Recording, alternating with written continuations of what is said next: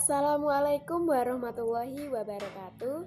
Di sini saya akan mempresentasikan tentang pemodelan UML atau Unified Modeling Language dan metode SDLC atau Software Development Life Cycle.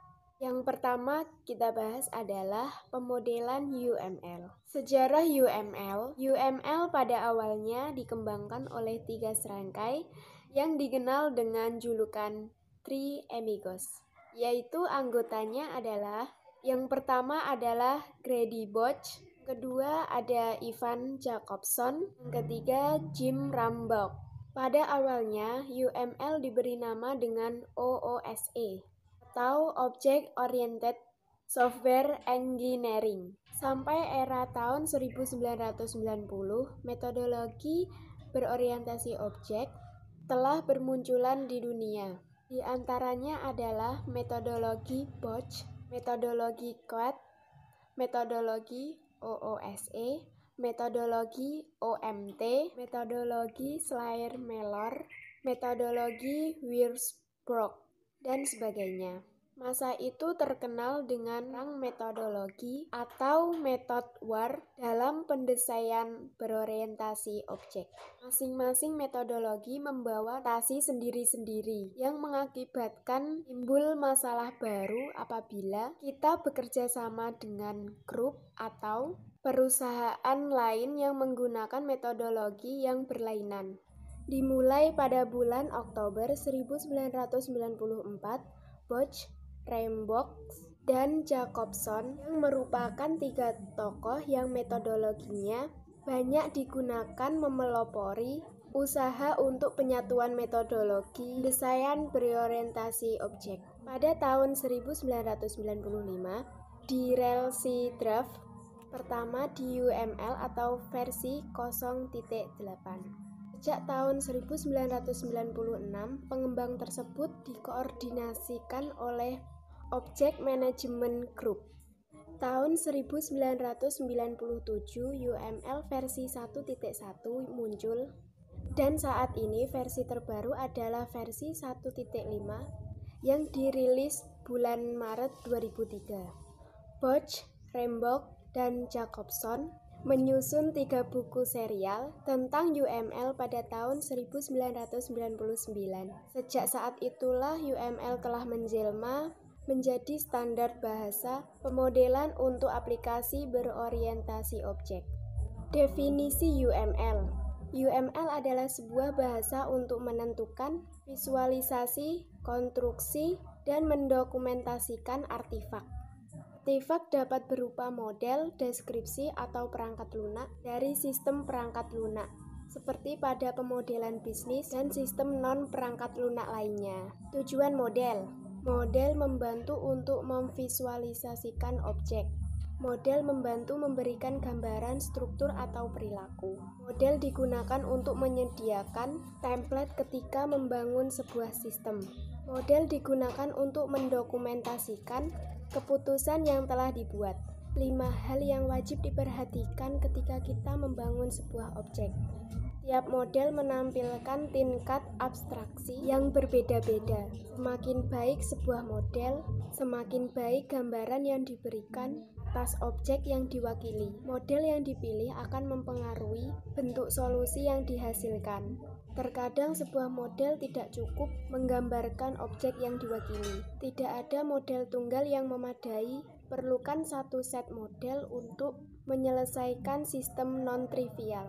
Tujuan pemodelan perangkat lunak: membantu semua tim yang terlibat dalam memahami sistem yang sedang dibangun. Meningkatkan produktivitas tim pengembang dikarenakan pemahaman akan sistem yang lebih baik. Mengurangi defek yang muncul.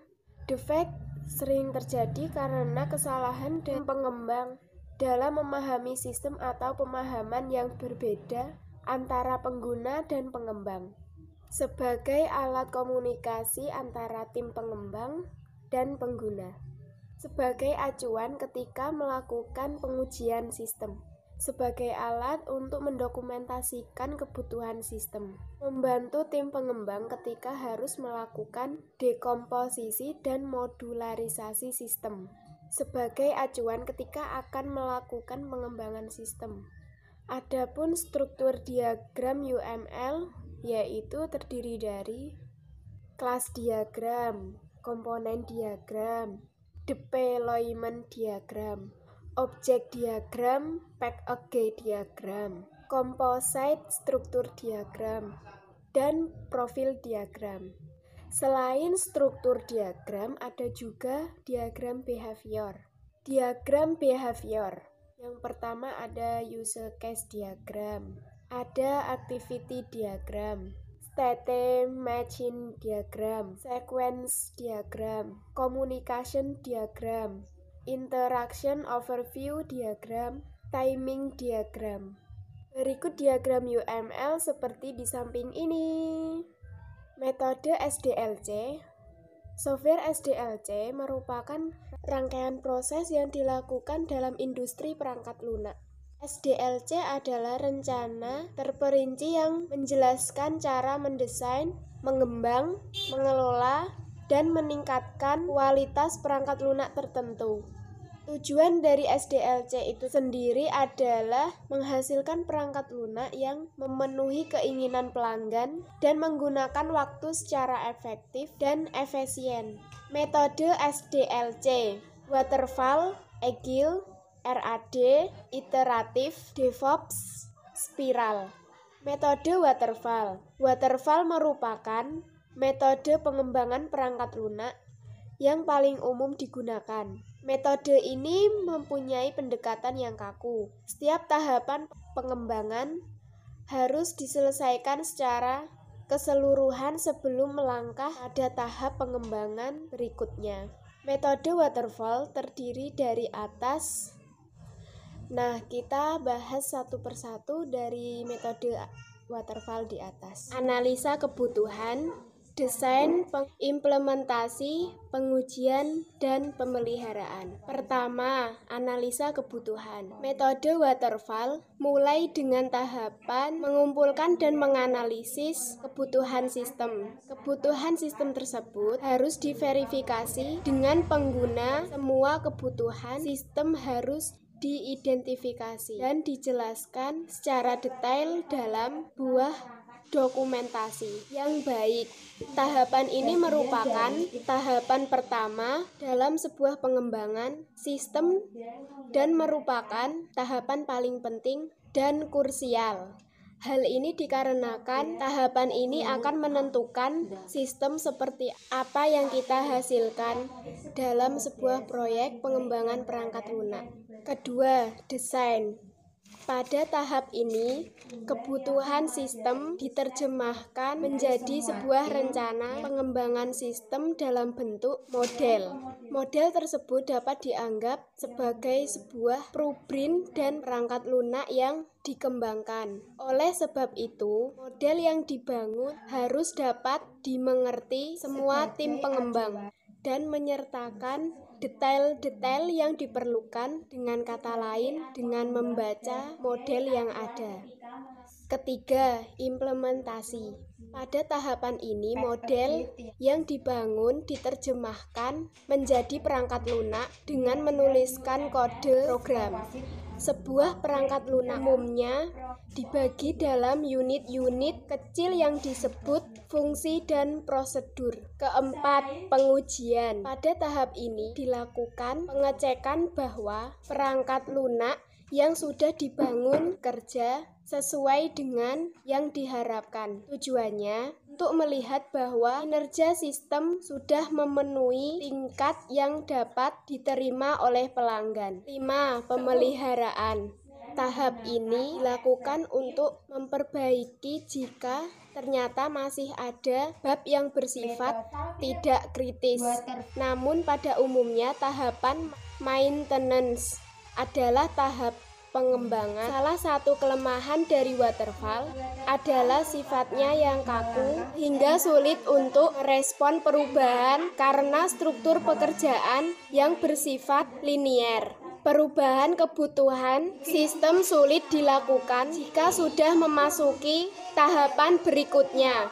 Hal ini akan menjadi kendala bagi pengguna yang sering berubah pikiran atau organisasi yang berada dalam kondisi bisnis.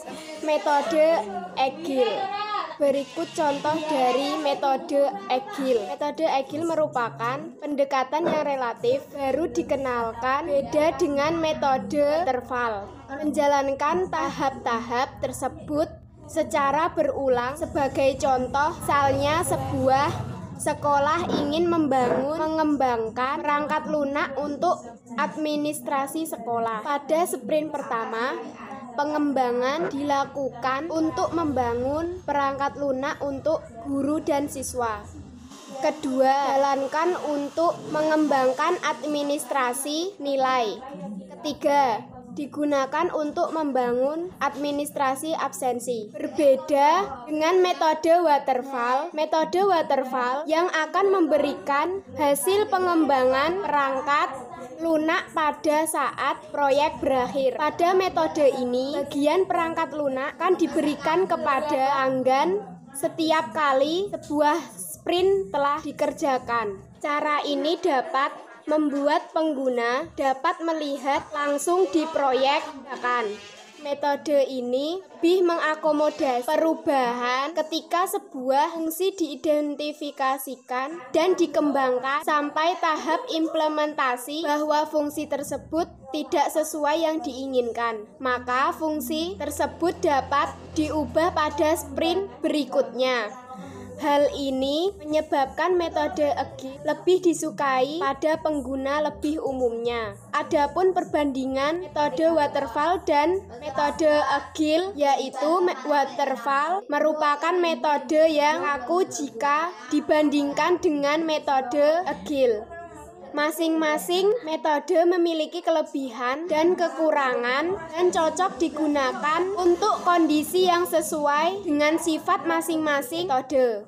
Di sisi pengembangan, perubahan sistem menyebabkan perubahan pada tahapan yang lain. Hal ini akan menyebabkan bertambahnya biaya untuk pengembangan sebuah perangkat lunak. Untuk itu, metode Waterfall lebih sesuai untuk digunakan. Sebaliknya, pada sistem yang lingkungannya kurang menentu, pengguna metode Agile akan lebih sesuai karena mengakomodir lingkungan dinamis yang ada. Sekian dari saya. Wassalamualaikum warahmatullahi wabarakatuh.